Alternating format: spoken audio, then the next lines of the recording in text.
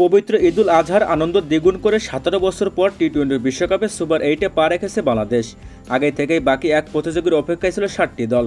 নেপালকে 21 রানে হারিয়ে চলমান এই মেগা আসরের সর্বশেষ অষ্টম দল হিসেবে নাজমুল হোসেন শান্তরা আজ সোমবার সুপার 8-এ উঠেছেন। আর তাতে নিশ্চিত হয়ে গেল সেরা 8-এর পূর্ণাঙ্গ ফিক্সার। বাংলাদেশ নিজেদের প্রথম ম্যাচে লড়বে 21 জুন অস্ট্রেলিয়ার বিপক্ষে। প্রথমবারের মতো 20 দল নিয়ে শুরু হওয়া টি-20 বিশ্বকাপের গ্রুপ ছিল 4টি।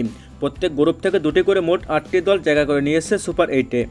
গ্রুপ পর্বের পারফরমেন্সের ভিত্তিতে দলগুলো পরের পর্ব নিশ্চিত করলেও আসর শুরুর আগে র্যাঙ্কিংয়ের ভিত্তিতে সুপার 8-এর গ্রুপিং করে রেখেছিল আইসিসি, যেখানে প্রথম গ্রুপে আছে A=1, B=2, C=1, D=2, অর্থাৎ D=2 সিডিং নিয়ে সুপার 8-এ ওঠায় এখানে 1 নম্বর গ্রুপে থাকবে বাংলাদেশ, যেখানে আগে থেকে অবস্থান করছে টুর্নামেন্টের 2 ফেভারিট ভারত এবং অস্ট্রেলিয়ার সাথে আছে আফগানিস্তান।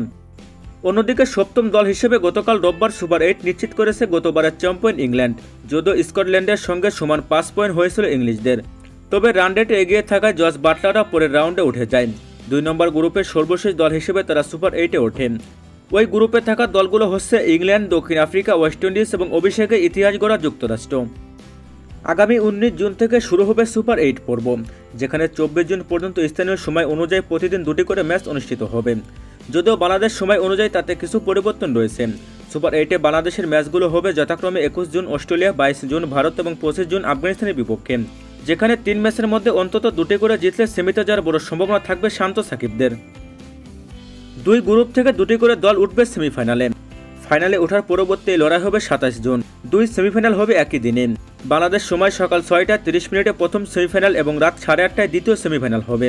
প্লেইং কন্ডিশন অনুযায়ী ভারত সুপার 8 পর্ব পেরোলে দ্বিতীয় সেমিফাইনাল খেলবে। এরপর 19 জুন বার্বাডোসে হবে বিশ্বকাপের ফাইনাল। শিরোপা নির্ধারণী সেই লড়াই শুরু হবে বাংলাদেশ রাত 8:30টায়।